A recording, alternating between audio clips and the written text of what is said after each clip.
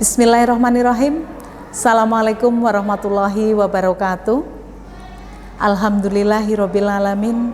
Wabihi nasta'in ala umuri dunya wadin. Wassalatu wassalamu ala asrofil anbiya'i wal mursalin.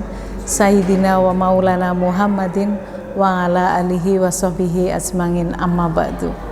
Yang saya hormati Kepala Sekolah SMK Ma'arif NU Bebecari Haji Mas'ud SPD, yang saya hormati Wakil Kepala Sekolah SMK Ma'arif NU Bebecari, yang saya hormati seluruh Bapak Ibu guru karyawan SMK Ma'arif NU Bebecari, dan yang saya banggakan seluruh calon siswa SMK Ma'arif NU Bebecari. Pertama-tama marilah kita panjatkan puji syukur kita kehadirat Allah Subhanahu wa taala atas nikmat sehat dan nikmat sempat, sehingga pada siang hari ini kita diberi kesempatan untuk bersilaturahmi secara virtual dalam kondisi pandemi COVID-19 ini. Semoga kita tetap dalam kondisi sehat, pandemi segera berakhir, keadaan semakin membaik, dan kita bisa belajar secara langsung. Amin ya robbal alamin. Sholawat serta salam kita sampaikan kepada junjungan kita Nabi besar Muhammad Sallallahu Alaihi Wasallam, yang insya Allah akan kita nantikan syafaatnya di hari kiamat. Amin ya robbal alamin. Sebelum saya melanjutkan berbicara, saya ingin memperkenalkan diri dulu. Nama saya Sulasmi SPD. Alamat saya di RT 1 RW 8 Kampung Baru Bebecari. Kemudian pendidikan terakhir saya adalah S1, Pendidikan Pancasila dan Kewarganegaraan IKIP Negeri Semarang, yang sekarang sudah menjadi UNES. Dan di SMK Ma'arif NU Bebecari saya mengampu mata pelajaran Pendidikan Pancasila dan Kewarganegaraan sesuai dengan jurusan saya. Kemudian saya juga diberi tugas tambahan sebagai Wakil Kepala Sekolah Bidang Humas atau Hubungan Masyarakat. Pada kegiatan MPLS ini saya ingin menyampaikan materi tentang wawasan Wiyata Mandala. Akan tetapi perkenankan saya sedikit mengulas atau menyampaikan materi tentang kehumasan yang berkaitan dengan tugas saya. Dalam humas ada 20 job deskripsi atau tugas humas. Tetapi dalam kesempatan ini saya hanya akan menyampaikan 3 saja. 3 poin atau 3 tugas humas yang akan berkaitan langsung dengan kegiatan siswa. Yang pertama adalah KI atau kunjungan industri. Yang kedua adalah prakerin atau praktek kerja industri. Dan yang ketiga adalah BKK atau bursa kerja khusus. KI atau kunjungan industri, tujuan utamanya adalah memperkenalkan siswa secara langsung ke Dudika, dunia usaha, dunia industri, dan dunia kerja. Pelaksanaan KI atau kunjungan industri dilaksanakan di kelas 10 semester 2 sekitar bulan Februari-Maret. Kemudian objek atau target kunjungan industri kita adalah Dudika yang sesuai dengan jurusan atau kompetensi siswa. Pada tahun 2019-2020 kita melaksanakan kunjungan industri dengan tujuan yang pertama, untuk jurusan TAV kita ke Panasonic Jakarta. Kemudian jurusan TKR atau Teknik Kendaraan Ringan kita ke PT ADM atau Astra Daihatsu Motor Jakarta. Kemudian untuk jurusan MM kita ke MNC TV Jakarta. Dan untuk jurusan TBSM atau Teknik Bisnis Sepeda Motor kita ke AHM atau Astra Honda Motor Jakarta. Kemudian untuk jurusan Teknik Komputer Jaringan atau TKJ kita ke Berca Relion Prakitan Komputer Jakarta. Kemudian untuk jurusan Perbankan Syariah atau PBS, kita ke Bank Syariah Pusat Jakarta. Kemudian yang poin berikutnya adalah prakerin. Tujuan dilaksanakan kegiatan prakerin diantaranya adalah mengaplikasikan atau menerapkan ilmu pengetahuan dan keterampilan yang didapat siswa di sekolah untuk dipraktekkan di Dudika. Sedangkan pelaksanaan prakerin untuk 5 jurusan yaitu TAV, TKR, MM, TKJ, dan PBS dilaksanakan di kelas 11 atau kelas 2 semester 4 sekitar bulan Desember. Kemudian untuk jurusan TBSM, karena ini jadwalnya sudah ditentukan oleh pusat, TBSM untuk prakerin dilaksanakan di semester 5 atau sekitar bulan Juli ketika siswa baru naik ke kelas 12. Kemudian tempat prakerin adalah semua Dudika atau dunia usaha, dunia industri, dan dunia kerja yang sesuai jurusan atau kompetensi yang ada di SMK Ma'arif NU Bobosari. Baik itu di lingkungan sekolah, di lingkungan tempat tinggal siswa, ataupun di luar kabupaten, di luar provinsi, bahkan sampai dengan ibu kota. Kemudian yang ketiga adalah BKK atau Bursa Kerja Khusus. Tugas BKK SMK Ma'arif NU Bobocari diantaranya adalah menjembatani penyaluran lulusan SMK Ma'arif NU Bobocari ke Dudika sesuai dengan jurusan dan kompetensinya. Alhamdulillah BKK SMK Ma'arif NU Bobocari sangat produktif. Baik di Karsidenan Banyumas, bahkan sudah merambah ke Kabupaten Pemalang dan Tegal. Sehingga BKK SMK Ma'arif tidak hanya membantu lulusan SMK Ma'arif NU saja, tetapi juga membantu SMK-SMK di sekitar SMK Ma'arif NU Bobocari untuk bisa disalurkan ke Dudika. Sedangkan di Humas itu juga ada pelayanan informasi untuk siswa-siswi yang ingin melanjutkan ke perguruan tinggi dan siswa-siswi yang berminat untuk berwirausaha. Demikian tadi sekilas tentang kehumasan atau tentang tugas humas di SMK Ma'arif NU Bobocari. Nah, kita akan masuk ke materi inti, yaitu materi wawasan wiyata Mandala. Mungkin kalian sering dengar wawasan Nusantara. Wawasan Nusantara adalah cara pandang kita terhadap Nusantara. Saya akan lebih ke wawasan wiyata Mandala. Wawasan wiyata Mandala adalah suatu pandangan atau sikap yang mendalam terhadap suatu hakikat pendidikan, tempat atau lingkungan.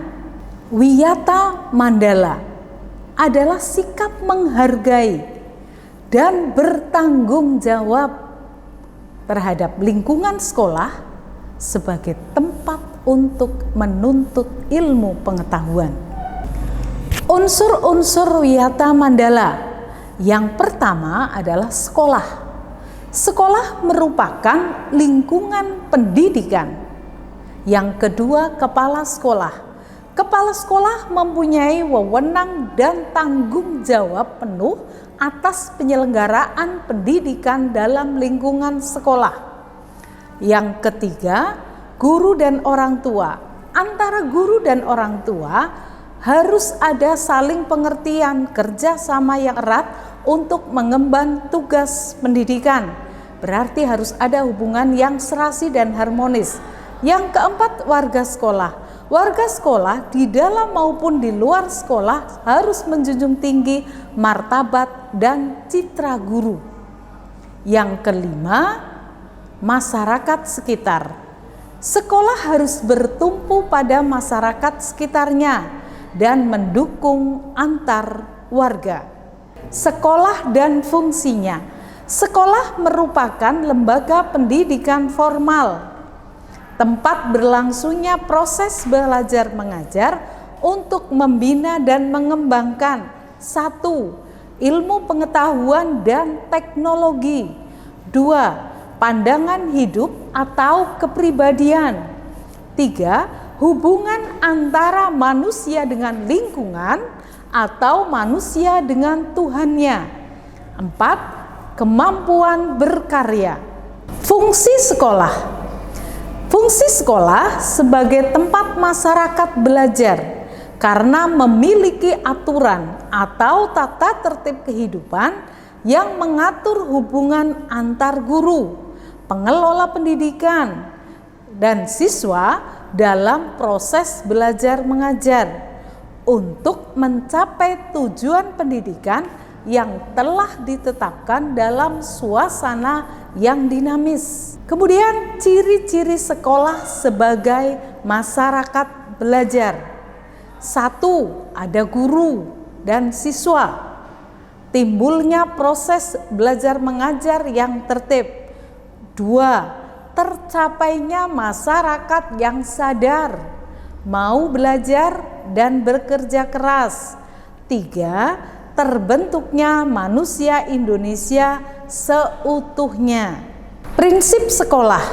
Sekolah sebagai wiyata mandala, selain harus bertumpu pada masyarakat sekitarnya, juga harus mencegah masuknya faham, sikap, dan perbuatan yang secara sadar ataupun tidak dapat menimbulkan pertentangan antara sesama.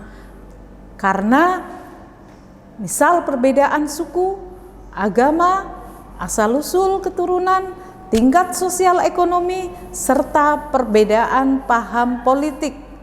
Sehingga prinsip sekolah bahwa sekolah tidak boleh menyendiri, melepaskan diri dari tantangan sosial budaya dalam masyarakat tempat sekolah itu berada. Sekolah juga harus menjadi suri tauladan bagi kehidupan masyarakat sekitarnya, serta mampu mencegah masuknya sikap atau perbuatan yang akan menimbulkan pertentangan. Untuk itu, sekolah memiliki prinsip-prinsip sebagai berikut. 1. Sekolah sebagai wadah atau lembaga yang memberikan bekal hidup. 2. Sekolah sebagai institusi tempat peserta didik belajar di bawah bimbingan pendidik. 3. Sekolah sebagai lembaga dengan pelayanan yang adil atau merata bagi stakeholdernya. 4. Sekolah sebagai lembaga pengembangan bakat dan minat siswa. 5. Sekolah sebagai lembaga pembinaan potensi di luar intelijensi. 6.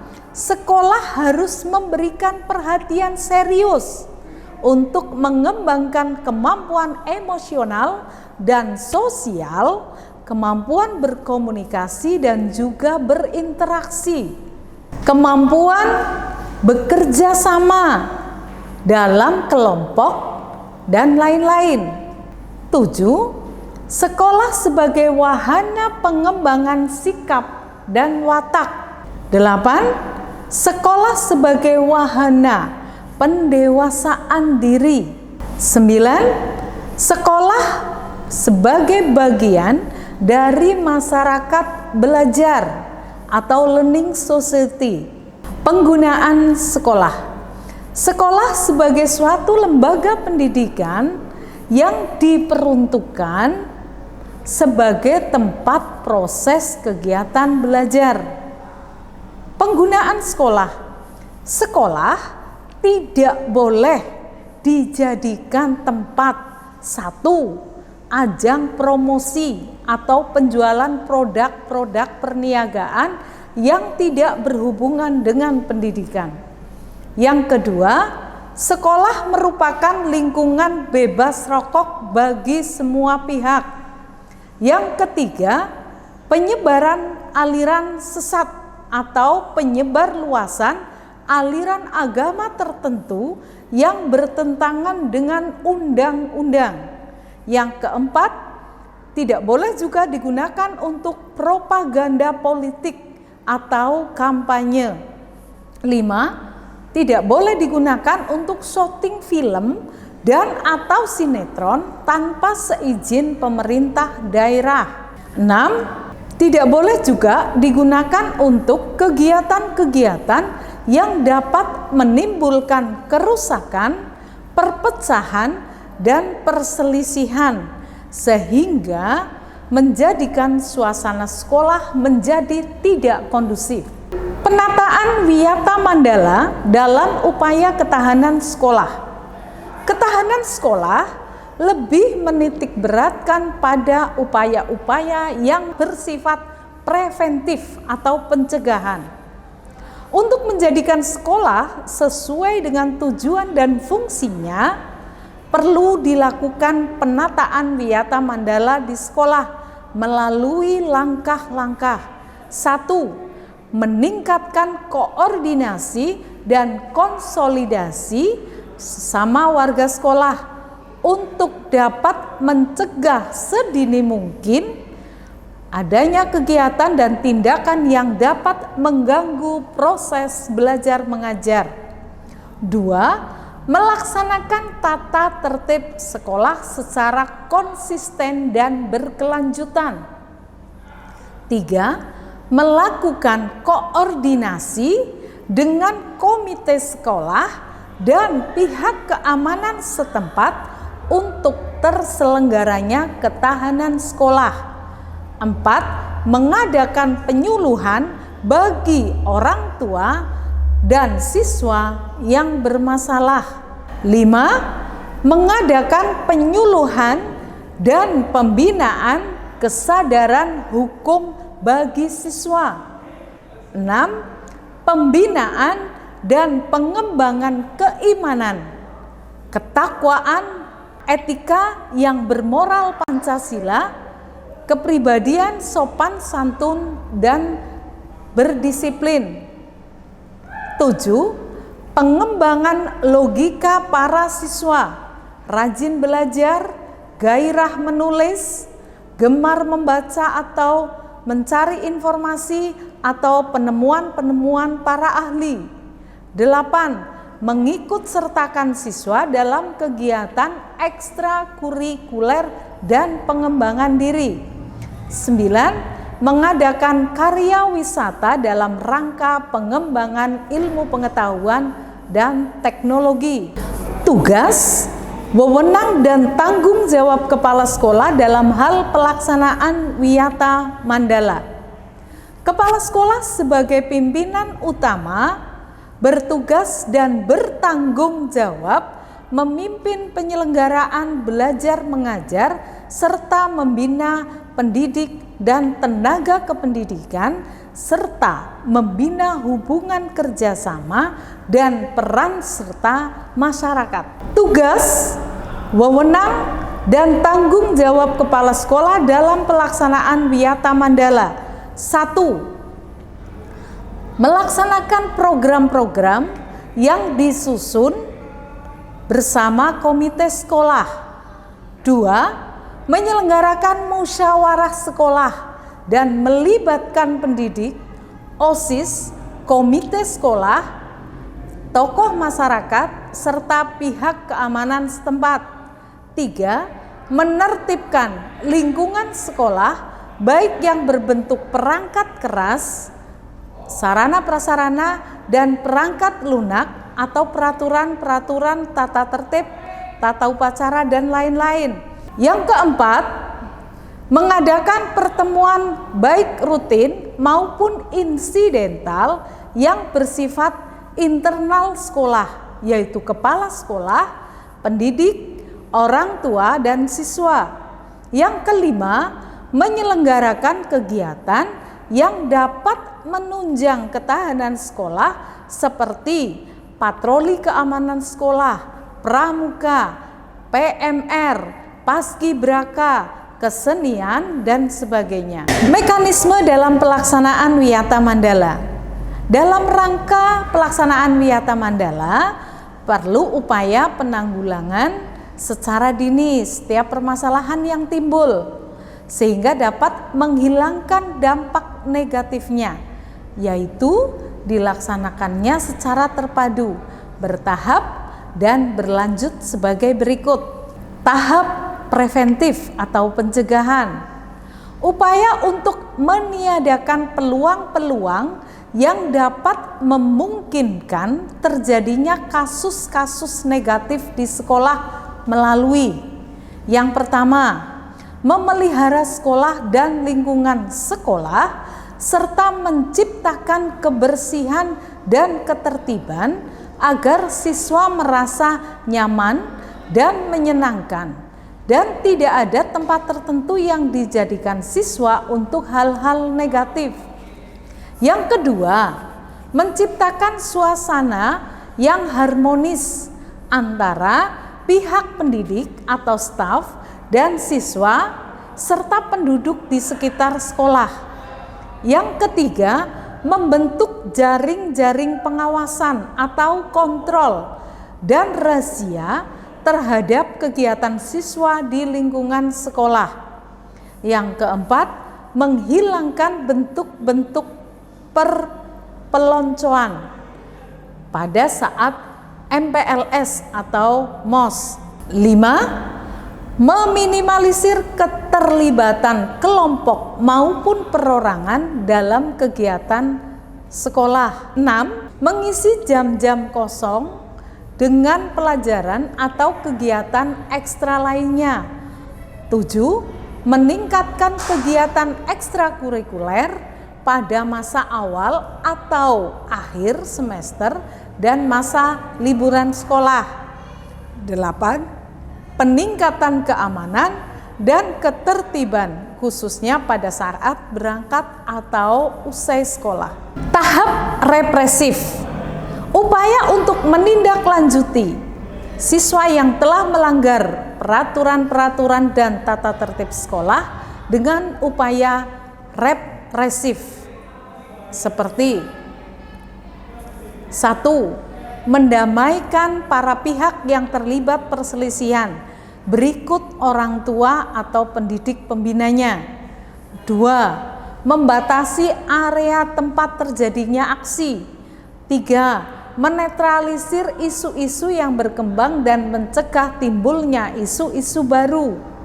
4. Berkoordinasi dengan pihak keamanan apabila terdapat pihak luar sekolah yang melanggar keamanan, ketertiban, dan perbuatan kriminalitas di lingkungan sekolah.